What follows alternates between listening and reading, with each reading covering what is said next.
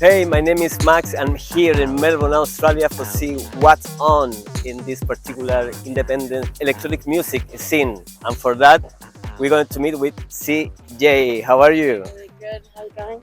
All good. I have one microphone for both. How are you?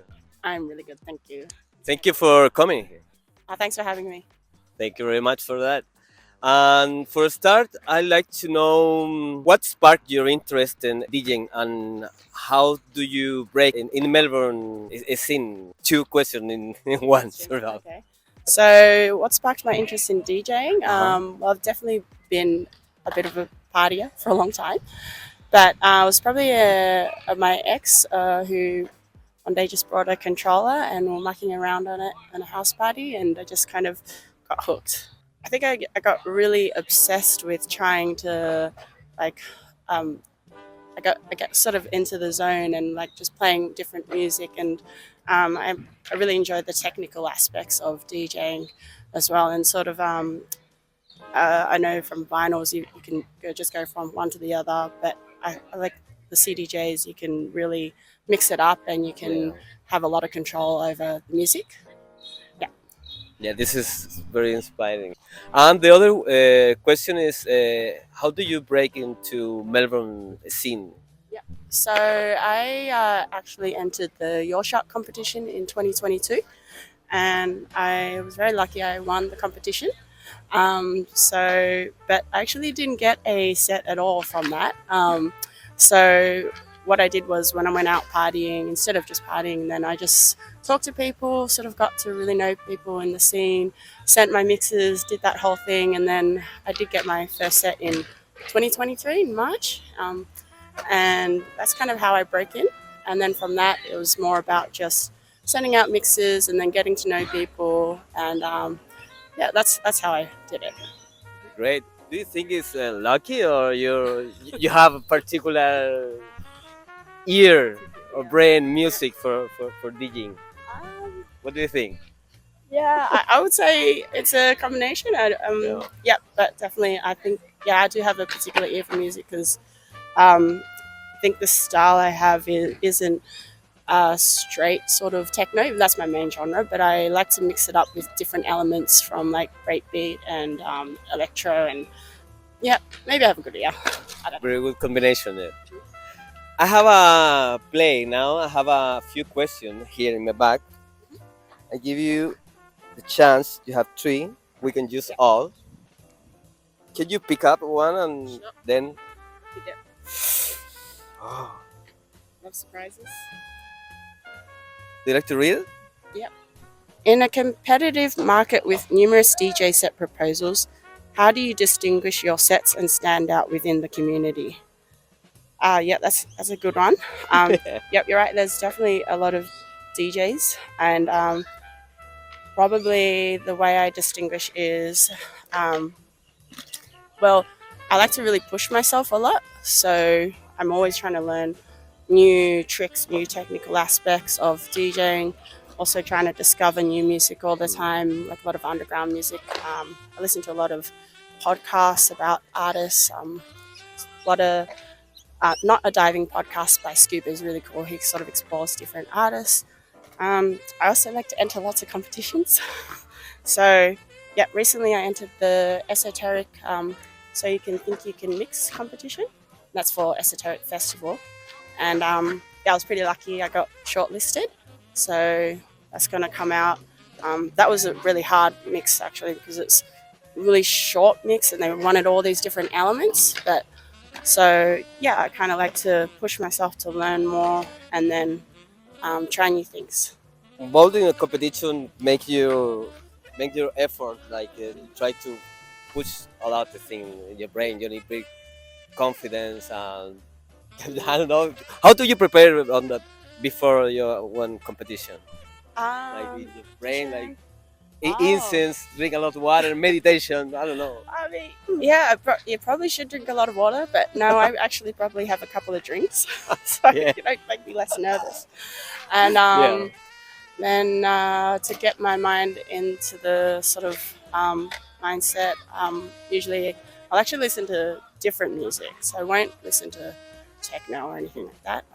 Might listen to some indie or some really chill music, and just kind of picture myself winning.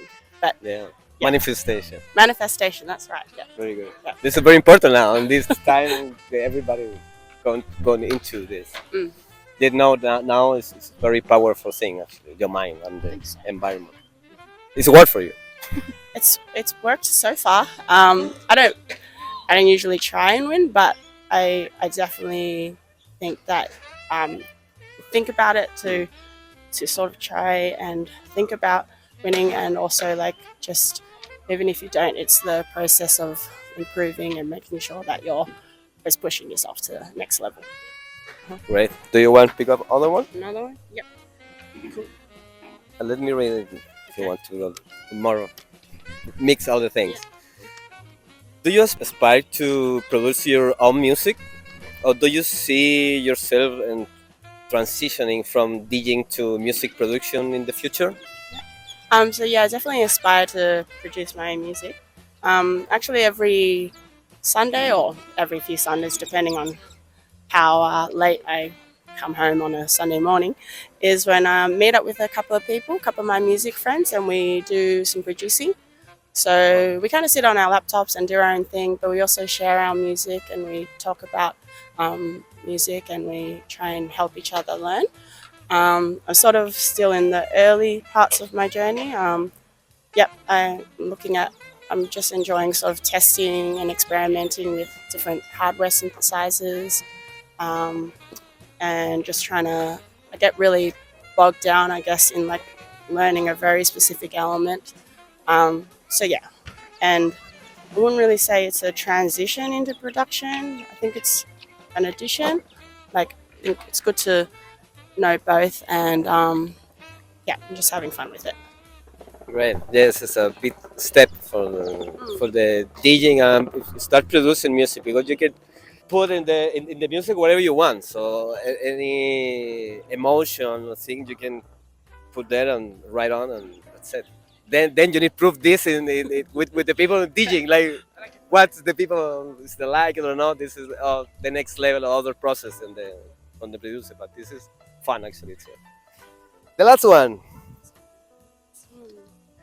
You like to read yourself? Yeah. What's your perspective on the DJ community in Melbourne? How would you describe its dynamics and growth?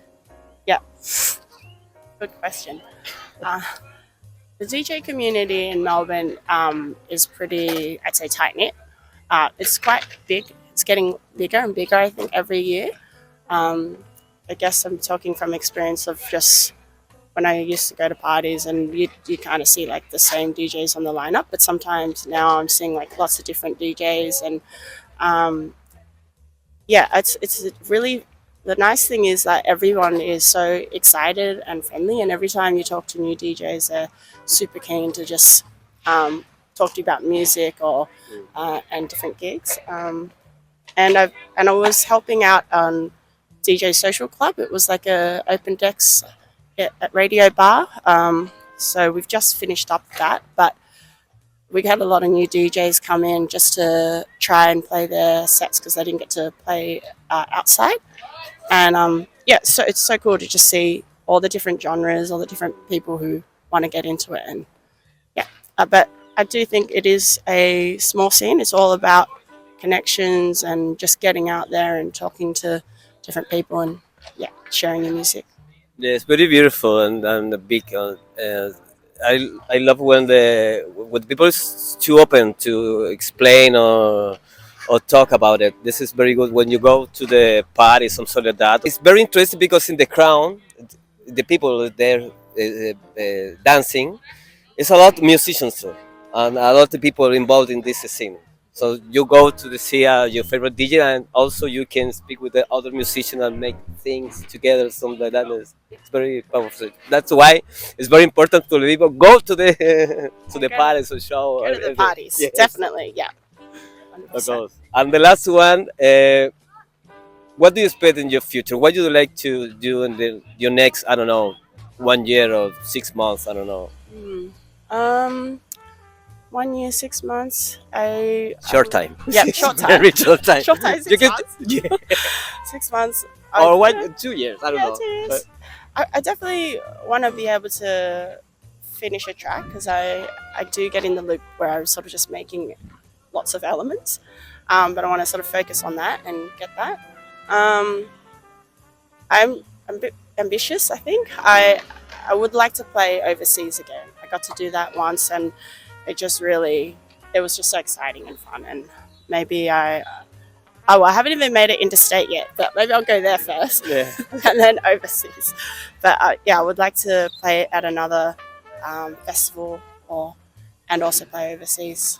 Yeah, I think it's just exciting and it's fun to see different music scenes in different countries. And Yeah, it's very exciting. hmm Well, thank you very much for this interview, for coming here, for meeting with us, and tell all your experience and your future. So thank you very much. thanks for having me. Awesome. We are in Melbourne, Australia. Look at this; it's very beautiful this place. You make the skateboarding too, no? Yep. So I do mainly rollerblading, aggressive rollerblading, and roller hockey. But skateboarding, I got into it for a while as well, but now I'm a bit older. I don't want to break as many bones. So Yeah, of course. Well, thank you very much for all the people to see this, and see you the next time. Bye. yeah.